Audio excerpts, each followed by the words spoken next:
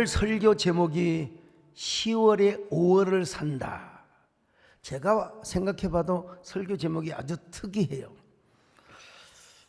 제목이 그렇다면 어떻게 설교가 전개가 될 것이고 해답은 무엇일까? 끝까지 졸지 말고 들으시면 됩니다, 여러분. 뉴욕의 나약대는 좀 나약한 사람들이 가는 학교라 그렇게 생각할지 모르지만 그렇지는 않습니다. 거기에 최화진 교수님이 계시는데 생각하고 꿈꾸는 만큼 이루어진다. 어린 시절 아버지가 사업을 폭망해 가지고 얼마나 쪼들렸겠습니까? 대학도 못 갔어요. 그런데 타고난 재능이 있어요. 그래서 극동방송 회장님이신 김정한 목사님의 눈이 들어가지고 해외 선교를 가실 때마다 그 어른이 세계 음악 선교를 할 수 있는 그 기회를 찬스를 주셨다는 거예요. 최근에 그 김 목사님께서 이제 평전을 내셨어요. 하우스보이에서 세계적인 영적인 지도자로라고 하는 책이 나와서 교계와 사회에 큰 반향을 일으켰는데요. 사실은 이 책을 쓰신 분이 누구냐면 저희 교회 신성욱 교수이십니다. 이 책을 보면 한 사람의 영향력이 우리나라를 넘어서 공공외교에 이르기까지 얼마나 큰 영향력을 일으키는가. 저는 오늘 이 자리에 참여하신 여러분 모두가 여러분의 각자 영역에서 큰 영향력을 발휘할 수 있기를 바랍니다. 이 최화진 교수는 40달러를 물론 김정한 목사님의 도움을 받아서 40달러를 손에 쥐고 미국에 가서 줄리어드 음대에 수석으로 입학을 합니다. 수석으로 입시 요강은 독일어, 영어, 이탈리아, 프랑스어로 된 두 곡을 부르는 거요. 여러분 성악 가면 얼마나 어렵습니까? 레슨 한 번도 못 받아서 돈이 없어서요. 테이프를 듣고 또 듣고 그래서 그대로 모창을 하는 거예요. 그래서 여러분 수석으로 입학을 하게 돼요. 여러분 그 뉴욕 줄리어드 음대가 얼마나 여러분 유명한 곳입니까? 이제 그렇게 공부를 하고 나약대라고 하는 대학에 교수로 가셨어요. 이번에 결론은 뭐냐? 입을 벌린 만큼 꿈을 꾸는 만큼 하나님께서 응답해 주신다는 거예요. 자, 시편 81편 10절을 보시겠습니다. 시작. 나는 너를 애굽 땅에서 인도하여 낸 여호와 내 하나님이니 내 입을 크게 열라 내가 채우리라 하였으나. 하여간 입을 벌린 만큼 꿈을 꾸는 만큼 하나님께서 응답해 주신다는 거예요. 사람이 어떤 꿈을 꾸느냐에 따라서 그 사람의 운명과 생애가 달라진다는 거죠. 그러니까 여러분 우리는 꿈을 꾸고 노력해야 된다는 것입니다. 꿈을 꾸지 않으면 아무것도 이룰 수 없다는 거예요. 이미 정신적으로 죽은 거나 마찬가지라는 거예요. 참 멋지죠? 꿈꾸는 만큼 자신의 눈부신 삶이 이루어진다. 오늘 본문에도 보니까요, 묵시가 없으면 백성들이 방자하게 행한대요. 자, 잠언 29장 18절 시작. 묵시가 없으면 백성이 방자히 행하거니와 율법을 지키는 자는 복이 있느니라. 여기 묵시란 말이 히브리 말로 하존입니다. 하나님으로부터 계시된 하나님의 뜻. 그러니까 이 뜻은 어떤 성격을 갖냐면 미래적이고 항상 내일을 향한 거예요. 그래서 영어 성경은 바로 대부분 비전으로 번역을 합니다. 특별히 킹 제임스 버전을 보면은 뭐라고 하느냐? Where there is no vision. 갑자기 영어가 안 나와요. 이거 항상 외우는 건데 The people perish. 비전이라는 말로 이렇게 이야기하고 있습니다. 이 비전이 없으면 백성들이 방자히 행하고 방자하게 행하다 보니까 망하게 된다는 거죠. 자, 그런데 오늘 본문을 보면 뭐라고 말씀합니까? 하나님의 말씀을 지키는 자가 복이 있다는 것입니다. 그리고 사람이 하나님의 말씀을 지키지 않으면 교만해지고, 사람이 교만하면요 자꾸 자기 잘난 체라고 똑똑하게 되게 된다는 거예요. 자, 잠언 29장 23절을 같이 봅니다. 시작. 사람이 교만하면 낮아지게 되겠고 마음이 겸손하면 영예를 얻으리라. 자기 혼자 똑똑한 척하면 스스로 낮아지게 된다는 거예요. 그러나 겸손하게 되면 영예를 얻게 된다는 겁니다. 이런 말로 좀 바꿀 수 있어요. 사람이 꿈과 비전이 있으면 교만하지 않는다. 비전이 없으니까 잘난 체를 하고 비전이 있으면 묵묵하게 겸손하게 된단 말입니다. 이어서 말씀합니다. 사람을 두려워하면 올무에 걸리게 되거니와 여호와를 의지하는 자는 안전하리라. 자, 29장 15절 시작. 사람을 두려워하면 올무에 걸리게 되거니와 여호와를 의지하는 자는 안전하리라. 우리가 사람이 이게 그물을 탁 쳐놓잖아요. 새를 잡으려고요. 근데 그 그물에 안 걸려야 됩니다, 여러분. 우리는 절대로. 어떤 그물에 걸리느냐? 하나님의 사랑의 그물, 용서의 그물, 은혜의 그물에는 걸려야지요. 많은 사람들이 그물을 빗나가는데 참 진정으로 말씀이 있고 꿈이 있고 비전이 있는 사람은 사람을 두려워하지 않고, 근데 꿈이 없는 사람은 정신적으로 죽는 사람이라는 거예요. 내일을 잃어버렸기 때문에 그래요. 그러니까 이런 사람은 허구한 날 뭐예요? 남만 비판합니다. 책도 읽지 않으면서 막 이러니 저러니만 비판을 하고. 오늘이 얼마나 소중한 하루인 줄 아십니까? 시인 에머스가 이런 경고를 남겼어요. 내가 맞이한 오늘 하루는 어제 죽어간 사람들이 그토록 바라던 내일이다. 오늘 여러분 지금 심장이 뛰고 있잖아요. 심장이 1분에 보통 70에서 80번을 뛰어요. 그러면 1시간이면 얼마 뛴다고 하더라? 하여간 하루에 10만 번을 뛴대요. 10만 번 뛰죠? 10만 번 이상을 뛴대요. 그러면 일생을 수십억 번을 뛰어요 지금. 근데 여러분 심장이 안 멈췄어요 지금. 졸고 있는 사람도 안 멈춰 있습니다 지금. 눈만 내렸을 뿐이지. 비전이 있는 사람은 예언적 마인드를 가지고 살아요. 예측을 하면서 선고자적, 선각자적인 삶을 살아요. 특별히 이 비전은 누구에게 왔느냐?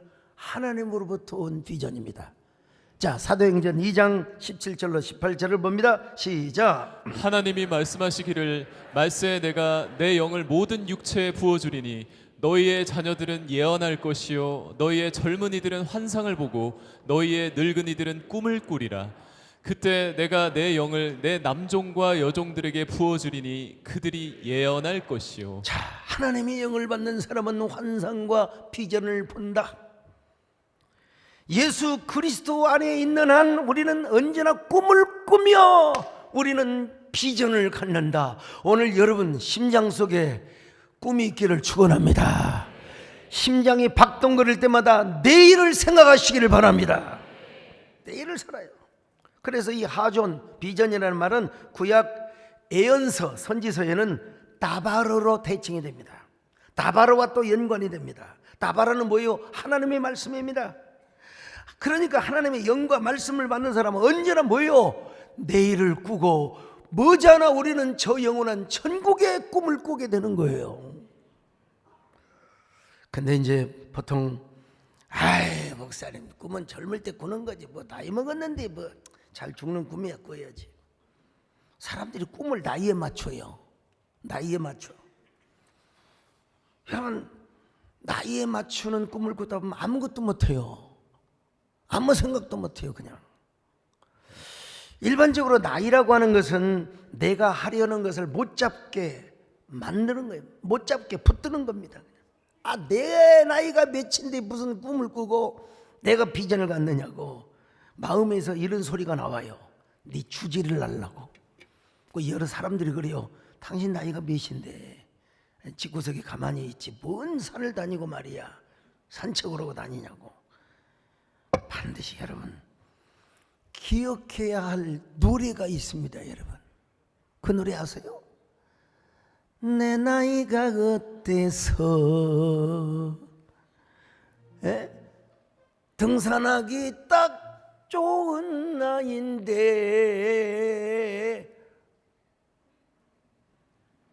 어떤 사람은 이렇게 바꿀 수 있죠. 골프하기 딱 좋은 나이인데 나는 이렇게 하고 싶어요. 꿈을 꾸기 딱 좋은 나이인데.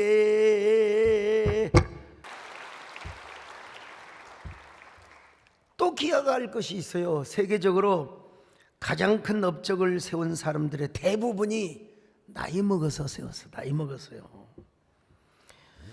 이 내용은 엔카르프가 쓴 인생학교 나이 드는 법이라고 하는 내용에서 발표를 했어요.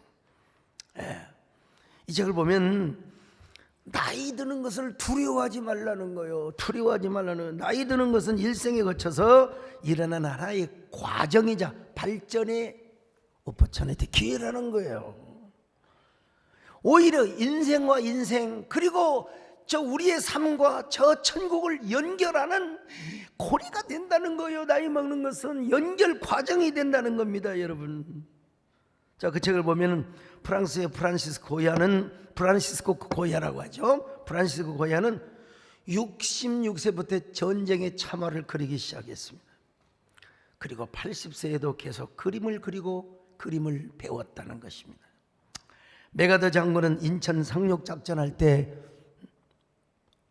나도 몰랐는데 여러분 70세에 인천 상륙작전을 감행했다는 것입니다. 그러면서 노정은 사라지지 않는다고 했잖아요. 이승만 박사 이야기하면 또 어떤 사람은 불쾌할지 모르지만 나는 좀 팩트만 이야기하는 겁니다, 여러분. 70세에 귀국하여 73세의 나이에 대한민국의 초대 대통령이 되었습니다. 미국의 철도왕 벤더빌트는 70세가 넘어서 철도회사를 만들어 대성을 하였습니다. 미켈란젤로 성 베드로 성당에 화려한 돔의 그림을 그렸는데 그걸 언제 완성했느냐? 나이 70에 완성했어요. 70에. 그리고 동료 화가들이 보니까 막 뒷목에 군살이 얼마나 박혀 있었는지. 하이든, 핸델 70세가 넘어서 불후의 명곡을 작곡하였습니다. 베르디는 75세의 나이에 오페라 오텔로, 내가 오델로라고 했더니 우리 음악 목사님 코치라고 해요. 오텔로라고 하라고. 보통 오델로라고 해요. 전문가의 오만이죠. 그럼 진즉 자기가 이 설교하지. 76세에 팔스타프를 작곡하고 80이 넘어서도 왕성하게 활동을 했다는 거 아니겠습니까? 쾌테가 파우스트를 완성한다고 언제냐? 82세에 완성했어요. 82세. 세잔느도 일생 동안 사과라는 그림을 그렸는데 그가 뭐라고 고백합니까? 만년이 되어서야 비로소 사과 그림을 그릴 수 있었습니다. 완성된 사과. 소포클레스가 오이디푸스를 쓴 것도 89세, 피카소는 92세까지 그림을 그리다가 죽었어요. 여러분, 뭐하다가 여러분 죽으렵니까? 세계적인 경영학자로 불리던 피터 드러커도 65세에 본격적으로 오텔로의 감명을 받고 글을 쓰기 시작한 거예요. 96세에 이르기까지 30권이 넘는 명 베스트셀러, 그가 썼다면 베스트셀러예요. 그날 피터 드러커는 많은 기자들에게 질문을 받았대요. 박사님, 선생님의 저서 가운데 가장 위대한 저서가 무엇입니까? 여러분 책들이 많이 있잖아요, 뭐. 근데 그는 항상 이렇게 대답을 했대요. 다음에 나올 책이요. 다음에 나올 책이요. 스페인 태생의 첼로 성자라고 불리우는 파블로 카잘스. 그는 95세가 되었음에도 불구하고 아직까지 계속해서 하루에 6시간씩 그 첼로 연주를 연습했다고 하는 거예요. 그래서 젊은 신문기자가 물어봤어요. 카잘스 선생님, 당신은 이미 세상에서 가장 위대한 첼리스트로 인정을 받고 있습니다. 그런데 95세의 나이임에도 불구하고 아직까지 하루에 6시간 이상씩 연습하는 이유가 무엇입니까? 그는 머뭇거리지 않고 이렇게 대답했습니다. 왜냐하면 내 연주 실력이 조금씩 향상되어 가고 있기 때문이니까요. 역사학자 아놀드 토인빌은 노인이 되어 과거에 붙들려 있으면 참으로 불쌍한 인생이 된다, 불행한 인생이 된다. 미래를 향한 희망과 의지가 있을 때 약한 마음도 버리게 되고 항상 젊게 살 수 있다. 참 좋은 명언인 것 같아요. 그렇습니다, 여러분. 꿈이 있는 한 우리는 영원한 청춘의 삶을 살아가요. 내 나이 70세가 되고 80세가 됐는데 꿈을 꾸라고요. 여러분, 꿈이 있는 한, 심장이 뛰는 한 우리가 청춘을 살아가는 겁니다. 세상에는 여러분 일찍 피는 꽃도 있지만 늦게 피는 꽃도 있습니다. 꽃이 다 봄에만 피는 줄 아세요? 봄에도 피지요. 매화, 목련, 개나리, 진달래, 철쭉, 아름답죠? 여름에는 수국, 나팔꽃, 개망초를 비롯해서 여름에 피는 꽃들이 있어요. 가을에는 코스모스. 오늘 참 성가대에서 코스모스 노래 어떻게 그대를 주님으로 바뀌어가지고 참 잘했습니다만은, 가을에는 코스모스, 구절초, 잉모초, 국화 같은 꽃이 있습니다. 심지어는 겨울에 피는 꽃이 있습니다. 겨울에도 꽃 좀 피는 거 피지요. 솔중매, 인동초, 에델바이스. 아름다운 꽃들이죠. 귀한 꽃들이죠. 그래서 여러분 국악 동요에 보면 이런 노래가 있잖아요. 봄에 피어도 꽃이요, 여름에 피어도 꽃이요, 몰래 피어도 꽃이 모두 다 꽃이야. 아무데나 피어도 생긴 대로 피어도 이름 없이 피어도 모두 다 꽃이야. 여러분, 아니 옆 사람하고 내가 인사하라고 그랬어요. 그대가 꽃보다도 아름답습니다.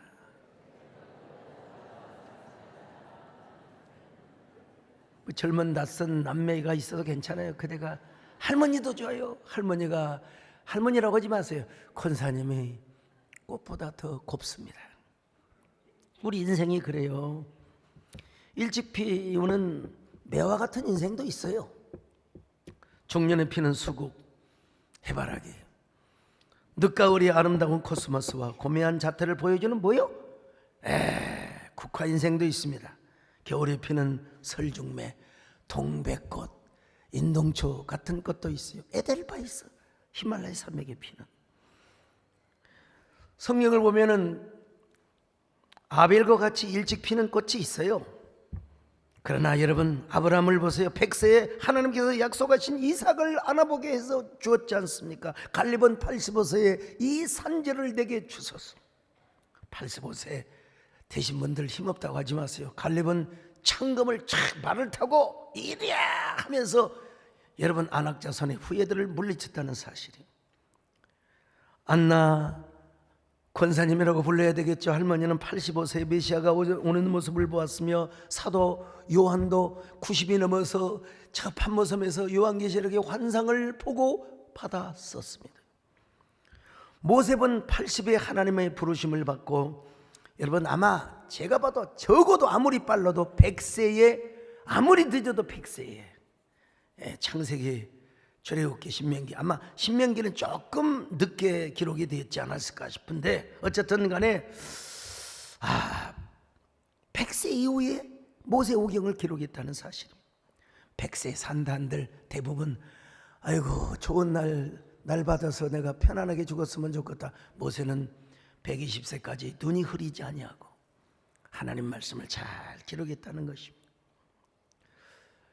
그 우리 신성욱 교수님이 저에게 주신 통계인데요, 이런 기사가 떴대요. 나 직접 보진 않았는데, 불교에 존경받는 고승들과 기독교에 존경받는 목사님들의 수명에 관한 이야기입니다. 효봉 스님, 명스님이죠. 판사에서 오판을 해가지고 엿장수 하다가 나중에 승려가 되신 효봉 스님, 79세 사셨어요. 오래 사신 거죠. 청담 스님, 이분 어떤 분이냐? 청담동에 사시는 스님이 아니고, 제가 만약에 승려가 되었다면 분당 스님 혹은 용인 스님 그래 됐을 거예요. 청당 스님은 82세, 그리고 법정 스님은 79세. 근데 여러분, 존경받는 목사님, 존경 없는 목사님은 몇 살에 사셨냐? 한경재 목사님은 99세. 방재일 목사님은 104세. 김장인 목사님은 96세. 강원영 목사님은 90세. 또 지금 김장한 목사님도 막 90세, 91세 되실 거예요. 고승들의 평균 수명은 77.5세인데 존경받는 목사님들의 평균 수명은 무려 97세. 20년 차이가 나요. 이야, 여러분, 산 좋고 물 맑은 저기 오대산의 월정사나 지리산에 무슨 산이더라? 지리산에 노고단 올라가는데 화엄사 이런 데 사신 분들 보면 이야, 참 얼마나 오래 사실까. 좋은 공기 마시고 좋은 물 먹고. 그런데 통계에 의하면 그렇다는 거예요. 왜 그럴까? 오늘 본문에서 언급하는 하나님의 말씀과 비전의 유무와 깊은 관련이 있는 것은 아닐까 하고 제가 생각을 해봅니다, 여러분. 그런 의미에서 우리 인생에 있어서 가장 중요한 것은 누구냐? 예수 그리스도를 만났느냐 안 만났느냐의 차이입니다. 그리고 그 안에서 비전이 있고 묵시가 있느냐 없느냐의 차이라는 거예요. 사람이 살아가는 데 있어서 비전이 없으면 항상 방황입니다. 번뇌입니다. 108가지 아니라 208가지 번뇌가 있어요. 고민밖에 없어요. 걱정밖에 없어요. 그러니까 사람들이 뭐라고 그래요? 성경은 방자하게 행한다. 그리고 방자하게 행하니까 바람 부는 대로 물결을 치는 대로 흘러가는 겁니다, 여러분. 아무리 큰 고래라 할지라도 죽으면 파도에 밀려요. 그냥 죽어서 고기 밥이 되는 거예요. 근데 송사리는 살아있어도 조그마한 피라미도 여러분 폭포를 거슬러 올라가요. 살아있는 것은 놀라운 것입니다, 여러분. 우리가 지금 심장이 뛰고 있다는 게 얼마나 감사한지 알 수가. 왜? 우리에게 뭐가 있어요? 생명력이 있습니다, 여러분. 생명력. 신앙생활에도 생명력이 있어야 됩니다. 무기력해가지고 뭐 그냥 아파서 못 나오면 모르지만은 건강한데도 볼 일이 있다고 집에서 누워서 그냥 이러면 안 돼요. 여러분, 우리에게 요동치는 생명력이 있어야 될 줄로 믿습니다. 언제나 신앙생활하면서 생명력이 넘치시기를 바랍니다. 살아있는 신앙, 꿈꾸는 신앙, 비전이 넘치는 신앙, 푸른 청춘의 삶을 사시기를 바랍니다. 이 세상을 살아가는 동안에 나의 힘을 의지할 수 없으니 기도하고 낙심하지 말 것은 주께서 찬송하 되시리라. 하나님의 꿈이 나의 비전이 되고 예수님의 성품이 나의 인격이 되고 성령님의 권능이 나의 능력이 되길 원하고 바라고. 여러분, 이 하존과 다바르가 연관이 되어 있고 상호 연결이 되어 있다고 했지 않습니까? 근데 이 비전이 있는 생명력 있는 하나님의 말씀은요, 활력이 있어가지고 좌우의 날선 검과 같다고 하는 거예요. 그래, 우리의 관절과 골수, 우리의 영혼과 사상과 이념과 우리의 생각까지도 다 쪼개버린다는 거예요. 자, 히브리서 4장 12절 시작. 하나님의 말씀은 살아있고 활력이 있어 좌우의 날선 어떤 검보다도 예리하여 혼과 영과 및 관절과 골수를 찔러 쪼개기까지 하며 또 마음의 생각과 뜻을 판단하나니. 자, 하나님의 말씀이 우리 마음을 해보고 우리 마음을 파헤치면 여러분, 우리 안에 생명력이 움트러요. 생명력이 있으니까 꿈을 꾸며 살아가요. 이게 뭐예요? 5월의 삶을 살아가는 거예요. 5월의 삶. 이 생명력이 없으니까 맨날 어떻게 기독교가 무슨 이념에 사로잡혀 있습니까? 에? 왜 자꾸 막 이데올로기적인 막 대립을 세워요, 교회가 교회끼리? 여러분, 살아있는 복음을 경험하지 못해서 그래요. 예수님은 여러분 진보적인 그런 일도 하셨고, 또 예수님은 또 전통을 지키는 일도 하셨고, 여러분 조화를 이루고 균형을 이루어야죠. 막 극한 대립을 하고 말이죠. 5월 하면 피천득 작가가 쓴 5월 애찬이라는 수필이 생각이 납니다. 5월은 금방 찬물로 세수를 하는 한 21살 청신한 얼굴이다. 하얀 손가락에 끼어있는 빛이 가락이다. 5월은 앵도와 어린 딸기의 달이요, 5월은 모란의 달이다. 그러나 5월은 무엇보다 실록의 달이다. 전나무의 바늘잎도 연한 살같이 보드랍다. 21살이었던 5월, 불현듯 밤차를 타고 비서지에 간 일이 있다. 해변가에 엎어져 있는 보트, 덧문이 닫혀 있는 별정들. 그러나 10월같이 쓸쓸하지는 않았다. 가까이 보이는 섬들이 생생한 색이었다. 중약하고요, 내 나이를 세어서 무엇이 하리요? 나는 5월 속에 있다. 내 나이를 세어 무엇하리? 나는 5월 속에 있다. 지금 나이가 늙었지만 5월의 삶을 산다는 겁니다, 여러분. 작가는 계절적으로 말하면 지금 10월, 11월을 맞고 있습니다.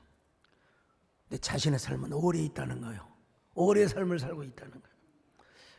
얼마나 멋집니까, 여러분? 멋지지 않으세요? 멋진 글이죠. 나이가 10월, 11월을 맞고 있지만 금방 찬물로 세수를 한 청신한 얼굴, 21살의 나이가 고스란히 자기 안에 남아있다는 거예요. 지울 수 없는 젊음이. 계절적으로는 인생에 단풍이 들어, 그래서 얼굴이 쭈글쭈글하고 노화가 되고 있어요. 그러나 그의 마음과 정신과 사상은 결코 늙지 않고 실록의 삶을 살아가고 있다는 것입니다. 꿈을 꾸며 산다는 거예요. 10월이나 11월 같이 결코 쓸쓸하지 않는다는 삶을 산다는 거예요. 가까이 보이는 저 섬들이 모두가 시이고 형령한 색들이었다는 거예요. 참 생생한 색이라.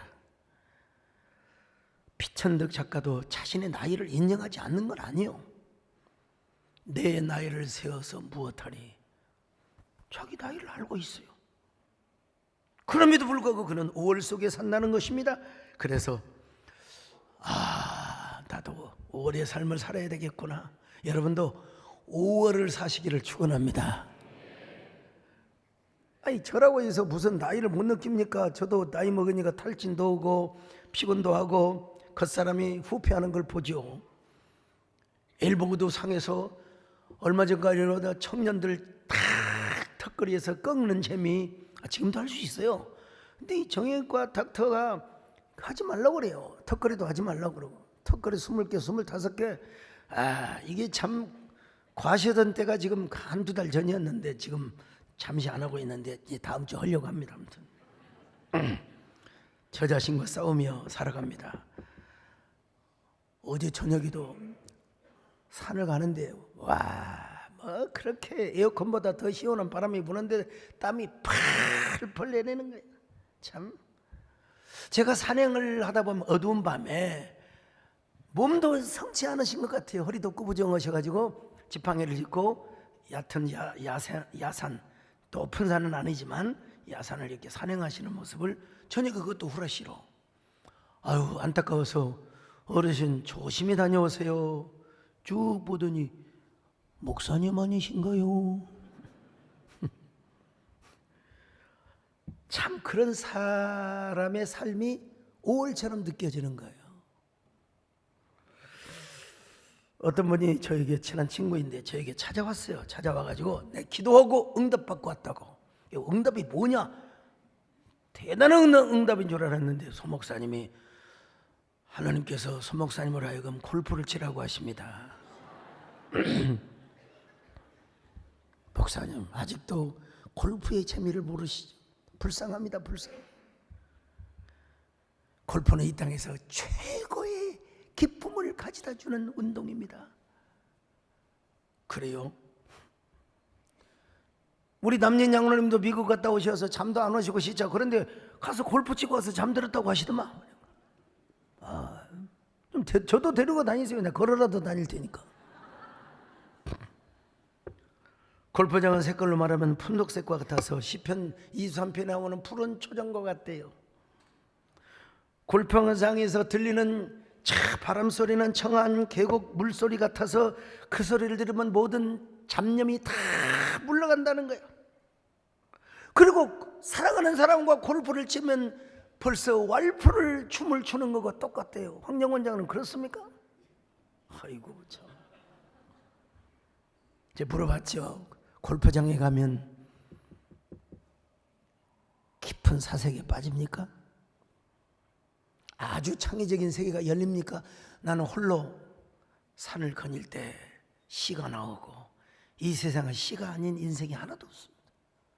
나는 산행을 할 때 주로 글을 쓰고 산행을 할 때 깊은 사색에 글이 나옵니다. 여러분 요즘은요 사색을 안 해요. 검색만 합니다. 검색만 하면 창의력이 없어요. 그리고 검색이 또 정확하지도 않더라고요.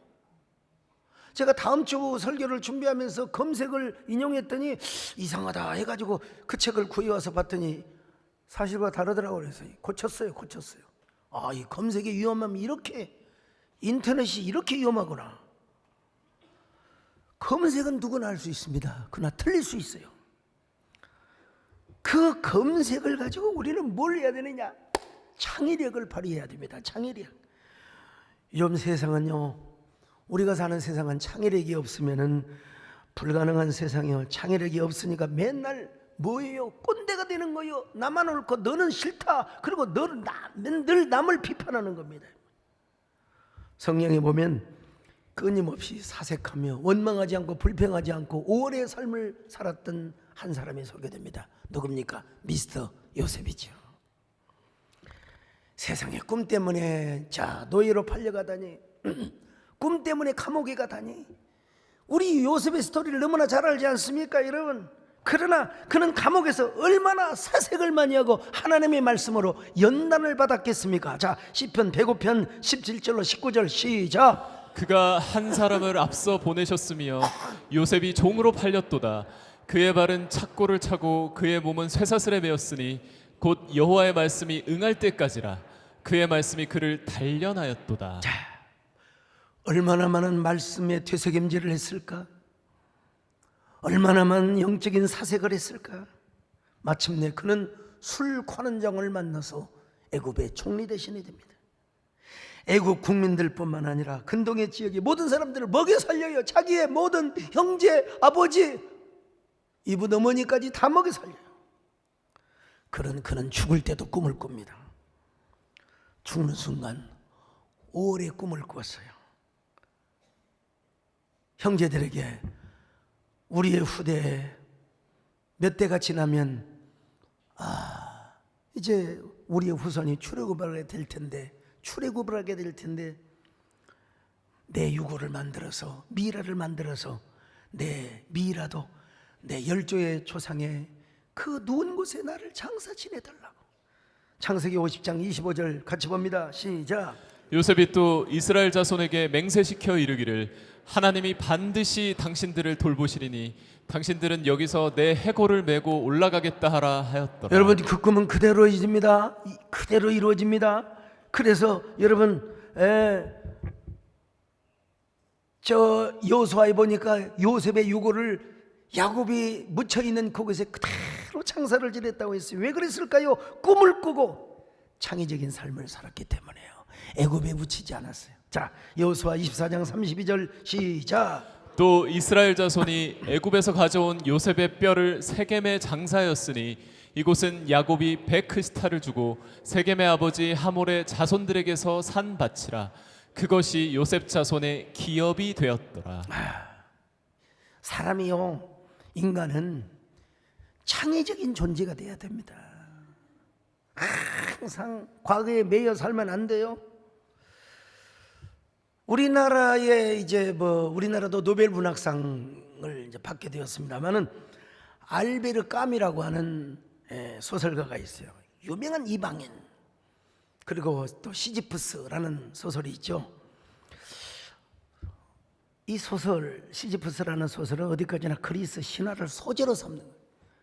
뭐 그리스 신화를 말하고 있는 게 소재로 삼는 것과 그걸 팩트로 이은 것과는 다르다는 걸 알아야 돼요. 어쨌든 제우스 신은 신들을 속인 죄로 시지프스에게 벌을 내립니다. 그 형벌이 뭐냐? 무의미한 일을 하게 하는 거예요. 자, 높은 산 꼭대기에다가 큰 바위 덩어리를 올리면 그걸 굴리고, 올리면 또 굴리면 또 올리고, 올리면 계속해서 반복되는 일. 제우스의 의도는 뭐였느냐? 시지프스를 죽이지 않았어요. 무의미한 일을 계속 반복시키는 겁니다. 당대를 살아가는 사람들에게, 신화를 쓴 사람들이 아마 이런 교훈을 주고 싶었던 것 같아요. 인간이 가장 힘들어하는 일은 뭐냐? 고된 일이 아니라 무의미한 일이다 이 말이야. 무의미한 일을 계속 반복해서 하는 거. 이거 신화입니다. 여러분, 하나님 말씀이 아니고. 그런데 까미는 자기의 작가적 상상력을 발휘해 가지고 이 신화를 다르게 해석합니다. 이 무의미한 일, 부조리한 일에 굴하지 않고 언제 끝날지도 모르는 이 일을 오늘 또 해내고 있는 시지프스, 그를 행복한 영웅, 또 뭐라고 할까요? 행복한 시지프스라고 그렇게 재해석을 하였습니다. 철학적, 문화적 관점에서 볼 때는 굉장히 창의력이 있는 사람이죠. 그리고 노벨상을 받았어요. 이분도 젊어서. 여러분, 시지프스 인간으로 생각하면 뭐하게 살아갑니까? 죽어야지요. 그게 뭡니까? 죽음을 선택하는 거 자살행위죠.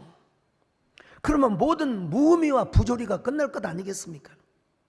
근데 까미는 인간이 할 수 있는 최선의 반항은 자살이 아니라 그 삶을 똑바로 직시하며 끝까지 이어가는 것이라고 했습니다. 그런 시지프스의 행위를 뭐라고 하느냐? 숭고한 반항이라. 부조리를 극복하는 것이 숭고한 반항이라는 것입니다. 제가 지난주에 한강 작가의 노벨 문학상을 언급했더니 적지 않는 사람들이 비판을 했다고. 나 보지도 않았습니다만은 보고를 제가 받았어요. 비판하는 것도 살아있는 자의 특권이죠. 비판도 존중해야죠. 그러나 대한민국 국민이 되어가지고 이런 말 저런 말을 하는 것은 저는 별로 격에 맞다고 생각하지 않습니다. 다만 우리가 성경적 가치관과 세계관을 가지고 우아하게 창의적 비평을 할 수 있어야 돼요. 창의적 비평. 이게 수준이고 격에 맞는 행위라고 생각해요. 그렇지 않으면 우리는 낯선 초바리새인이 될 수가 있어요. 우리는 저도 목사의 한 사람으로서 그분이 하나님의 사랑에 그물망에 걸렸으면 얼마나 좋았을까. 저녁을 서랍에 두었다. 여러분, 시집이 얼마나 멋집니까? 그렇지만 서랍에 두지 말고 하나님의 사랑을 꼭꼭 감추어 두지 말고 하나님의 사랑의 용서의 그물에 걸려들었으면 얼마나 좋았을까. 이런 아쉬움이 왜 없겠습니까? 그랬더라면 더 밝은 작품을 쓰고, 그랬더라면은 정말 또 하나님을 뭐라 할까요? 하나님께 일반 은총의 영역에서 하나님께 영광을 돌리고 하나님 뜻을 이루는 이런 책을 썼으면 얼마나 좋았을까. 제가 한 15, 16년 전일 겁니다. 교회가 한참 부흥할 때 우리 장로님들하고 어디 별장을 구하러 다녔어요. 저기 한강 어디 유원지에 또 갑자기 또 한강이 나오네. 근데 한강 맞습니다, 여러분. 그 유원지에 근데 거기가 이제 그 양평인가 이거 양평인가의 유원지예요. 유원지만 아니었으면 내가 그 땅 샀습니다. 그리고 그 집 샀어요. 왜냐하면 문학 예술가들을 지원하기 위해서 좋은 책을 좀 써주세요. 좋은 글을 좀 써주세요.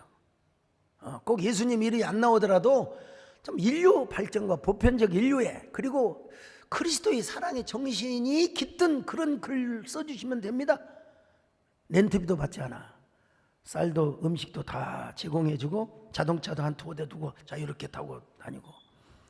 제가 이런 꿈을 16년 전에 했는데 결국 우리 장로님들이 반대로 제가 못 샀습니다. 왜냐하면 목사님 여기서는 글이 안 나옵니다. 막 거기 보트 타고 막 유원지 막 애들 낄낄거리고. 여러분, 그 소리를 듣고 글이 나올 수도 있거든요. 이 소리도 아닙니다. 저 소리도 아닙니다. 근데 결국 제가 꿈을 못 이뤘어요. 우리가 정말 아직도 늦지 않았습니다. 정말 우리가 이런 기독교적인 세계관과 가치관을 가지고 글을 쓰는 이런 글 작가들을 양성해야 한다는 게 얼마나 여러분 중요한지 몰라요. 비판하는 거야 좋지요. 오늘 우리 재원호 교수님께서 오늘 3부에 배우셨습니다. 아마도 우리 재원호 교수님이 쓰신 책을 지나간 학자들이 보면은 제가 어떤 반응을 보일까, 아마 아무 소리도 못할 겁니다. 설득을 당하지 않을까 싶어요. 그리고 자기들의 논리가 빈약하다는 이러한 예상을 해봅니다. 이런 좋은 책을 쓰시고 좋은 강연을 해주신 우리가 존경하는 우리 재원호 박사님이 오늘 우리 예배에 참석하셨습니다. 박수 한번 해주세요.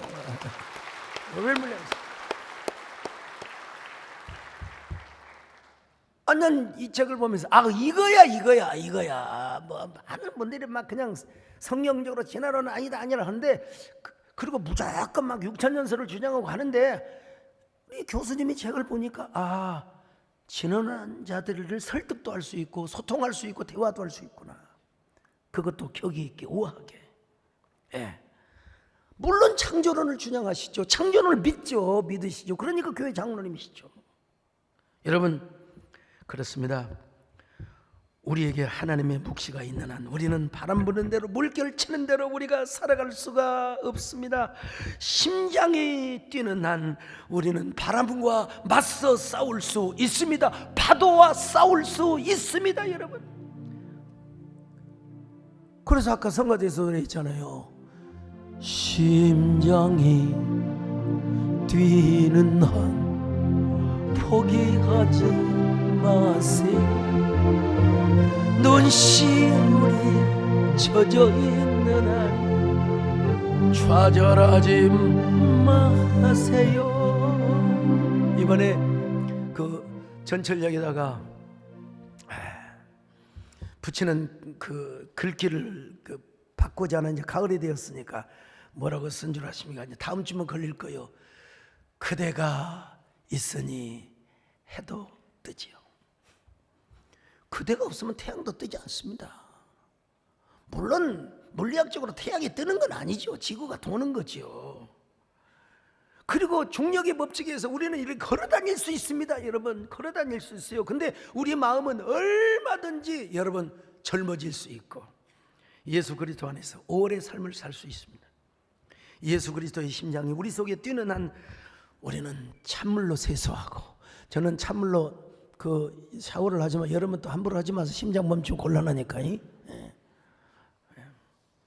우리가 가을을 맞지만 예수 그리스도와 함께 오래 삶을 살 수 있습니다. 눈유부시게 푸르는 젊음, 그 기운이 스프링처럼 솟아나고 검은 대지의 푸름을 약독시키는 저 5월, 만물이 약동하며 푸르름의 wal철을 추게 해주는 5월의 삶, 그 눈부신 5월이 여러분의 심장 속에 스프링처럼 솟구쳐나시기를 축원합니다. 오늘 젊은 분들도 중요하지만 우리 실버 장로님들, 실버에 가까우신 분들, 그렇다, 나는 5월을 산다. 할렐루야. 주님과 함께 걷는 길은 멀고도 가까워. 주님과 함께 걷는 길은 멀고도 가까워. 주님과 함께 걷는 길은 주님과 함께 걷는 길을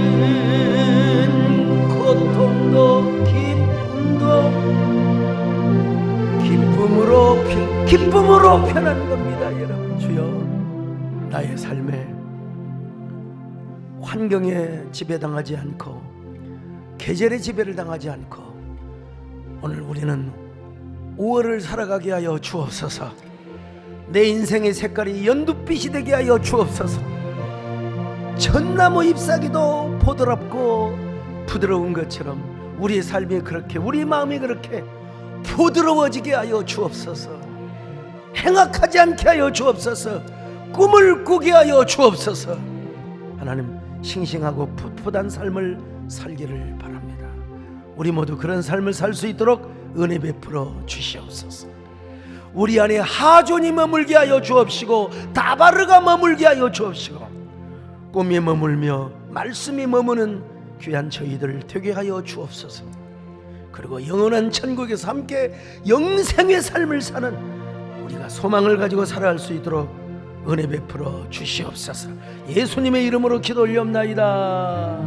아멘.